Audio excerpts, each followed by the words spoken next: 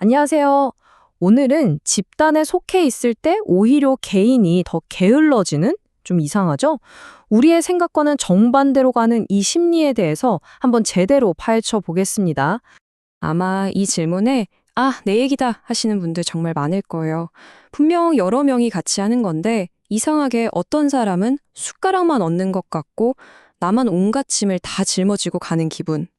바로 이 익숙한 경험 속에 오늘 우리가 이야기할 아주 중요한 심리학적 원리가 숨어 있습니다.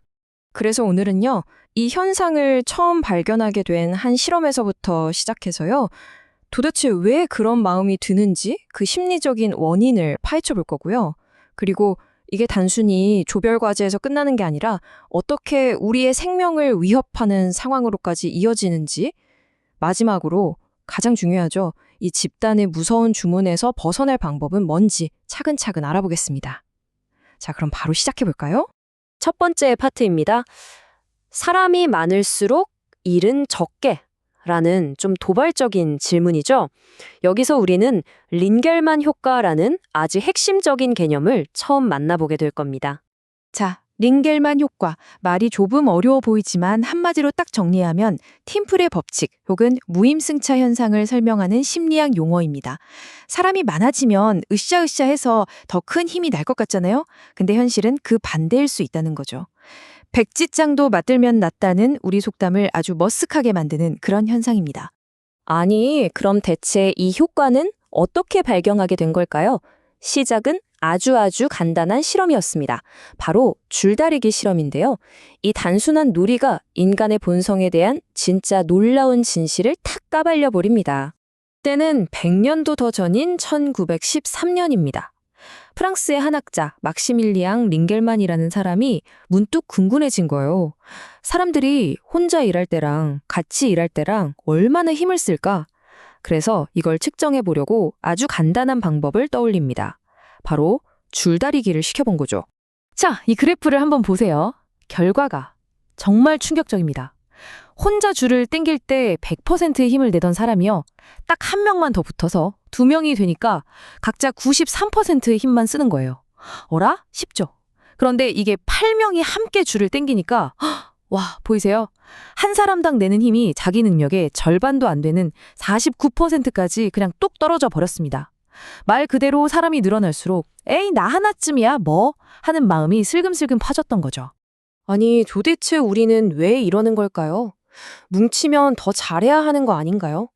왜 군중 속에만 들어가면 소극적으로 변하고 슬쩍 뒤로 빠지려고 하는 걸까요?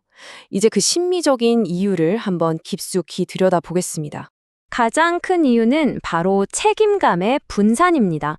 한번 생각해 보세요. 나 혼자 해야 하는 일은 성공하든 망하든 온전히 내 책임이잖아요. 근데 여러 명이 같이 하면 그 책임감이 n분의 1로 쪼개지는 거예요. 그러면서 자연스럽게 내가 꼭 안 해도 누군가는 하겠지 하는 생각이 싹 트는 겁니다. 또 다른 이유는 바로 익명성입니다. 8명이 정신없이 줄다리기를 하는데 거기서 누가 힘을 빼고 있는지 하나하나 정확히 알기 어렵잖아요. 이렇게 내 노력이 다른 사람들 노력 속에 슬쩍 묻혀버리면 굳이 내가 막 땀 뻘뻘 흘리면서 열심히 해야 할 동기가 줄어드는 거죠. 또 설렁설렁해도 욕 안 먹겠네? 하는 생각도 들고요. 그리고 보상의 문제도 빼놓을 수 없죠. 내가 정말 미친 듯이 열심히 해서 팀을 하드캐리 했는데 결과적으로 나나 숟가락만 살짝 얹은 팀원이나 똑같은 A+를 받는다? 그럼 어떨까요? 당연히 힘 빠지죠. 나의 추가적인 노력이 명확한 보상으로 이어지지 않을 때 사람들은 딱 평균만큼만 혹은 그보다 덜 노력하려는 경향을 보이게 됩니다. 자, 지금까지는 조별 과제나 회사 업무처럼 비교적 가벼운 상황들을 이야기했어요. 하지만 지금부터는 이야기가 훨씬 더 심각해집니다. 이 나 하나쯤이야 하는 심리가 만약 생사가 걸린 문제로 확장된다면 어떻게 될까요? 우리는 이걸 방관자 효과라고 부릅니다. 한번 진지하게 생각해 보세요. 팀 프로젝트에서 좀 묻어가는 거 그럴 수 있어요. 하지만 길에서 어떤 사람이 갑자기 쓰러졌는데 주변에 사람이 많다는 이유로 이 심리가 똑같이 작동한다면요. 과연 어떤 끔찍한 결과가 벌어질까요? 방관자 효과가 바로 그 질문에 대한 소름 끼치는 답입니다. 목격자가 많으면 많을수록 오히려 아무도 나서지 않게 되는 이 아이러니한 현상. 모두가 다른 누군가가 도와주겠지? 라고 생각하면서 서로 눈치만 보게 되는 바로 그 상황을 말하는 겁니다. 이 슬라이드가 모든 걸 설명해 줍니다. 링겔만 효과와 방관자 효과는요, 사실상 같은 동전의 양면 같은 거예요. 상황만 다르지 뿌리는 똑같다는 거죠. 줄다리기를 할 때나 위급한 사람을 봤을 때나 우리 마음속에서는 똑같은 메커니즘, 바로 책임감의 분산이 일어나고 있는 겁니다. 자, 그럼 이제 가장 중요한 부분입니다. 어떻게 하면 이 무기력한 집단 심리의 주문을 깨부술 수 있을까요? 팀 프로젝트의 효율을 높이고 또 위기 상황에서 누군가의 생명을 구할 수 있는 아주 구체적인 방법들을 지금부터 알아보겠습니다. 먼저 사회적 태만, 즉 팀플에서 무임승차를 막는 방법입니다. 첫째, 각자에게 아주 명확한 역할을 주는 거예요. 자료조사가 아니라 A는 1, 2, 3번 자료, B는 4, 6번 자료조사 이렇게요. 둘째, 누가 얼마나 기여했는지 모두가 볼 수 있게 투명하게 만드는 겁니다. 마지막으로 팀 규모는 작을수록 좋아요. 아마존의 유명한 피자 2판의 법칙 아시죠? 팀원이 피자 2판으로 식사를 해결할 수 있을 정도의 소규모여야 한다는 것, 그걸 기억하시면 됩니다. 하지만 길거리에서 벌어지는 응급 상황에서는 이렇게 체계적으로 접근할 시간이 없죠. 훨씬 더 빠르고 훨씬 더 직접적인 행동이 필요합니다. 수많은 방관자들의 침묵을 깨는 그 열쇠, 바로 당신이 쥐고 있습니다. 위급 상황에서 도움을 요청하는 가장 효과적인 방법, 이 2단계만 기억하세요. 그냥 도와주세요 라고 외치는 게 아니에요. 군중 속에서 단 한 사람을 정확히 지목해야 합니다. 그리고 그 사람에게 뭘 해야 할지 아주 구체적으로 말해주는 거죠. 바로 이렇게요.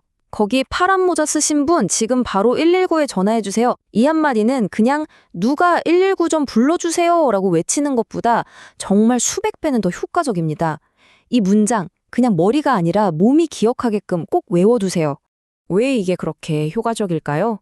한 사람을 딱 지목하는 순간 공기 중에 안개처럼 흩어져 있던 그 애매모호한 책임감이 그 사람에게 강력하게 집중되기 때문입니다. 더 이상 누군가 하겠지가 아니라 내가 해야 한다는 명확한 의무감이 생기는 거죠. 당신의 이 명확한 한마디가 수많은 구경꾼 중 한 명을 영웅적인 구조자로 만드는 스위치가 되는 겁니다. 오늘 우리는 집단이 어떻게 우리의 행동을 마비시키는지 그 무서운 힘에 대해 알아봤습니다. 이제 이 사실을 알게 된 이상 선택은 우리에게 달려 있습니다. 다음에 비슷한 상황에 처했을 때 당신은 계속해서 방관하는 수많은 군중의 일부로 남으시겠습니까? 아니면 그 침묵을 깨고 행동하는 첫 번째 사람이 되시겠습니까?